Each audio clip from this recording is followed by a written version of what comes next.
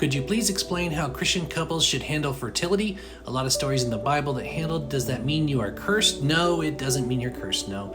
Let me tell you my story. So, my wife and I, we wanted to have kids right away. Right when we got married, we were ready to have kids.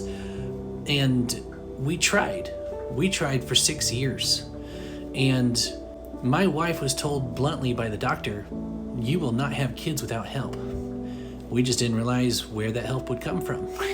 So after 6 years, we had made peace with the idea that maybe we wouldn't have kids. Maybe the kids we worked with in ministry would be kind of pseudo kids for us. You know, who knows? But on Father's Day, the church I was attending had a tradition where they would ask the fathers to stand.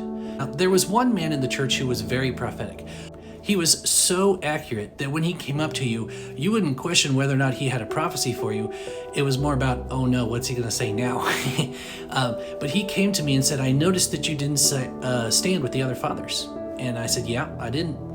And he said, I feel like God's saying that by next year, you'll be able to stand with the other fathers. So we received the first word, and then 6 other words that confirmed the same thing, and none of them knew that someone had given us a word that we were going to have a child. 7 words in total, and one of them was a famous preacher that happened to be a guest visitor. 2 of them even told us the gender, a girl, like we wanted. So here's the interesting thing. I assumed that being able to stand with the other fathers meant my child would be born on Father's Day. But my wife didn't get pregnant until February.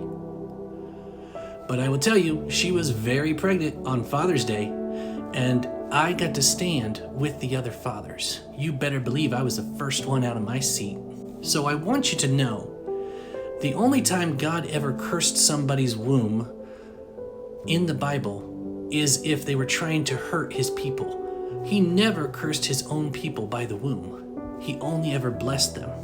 Some of us have to deal with different situations. We all have hardships, and some of us have to deal with infertility. And for his own reasons, sometimes he never blesses a couple with a child. What we have to understand is that God is good, and his plans are good. Even if we don't agree with them, he knows us and he knows our life better than we do.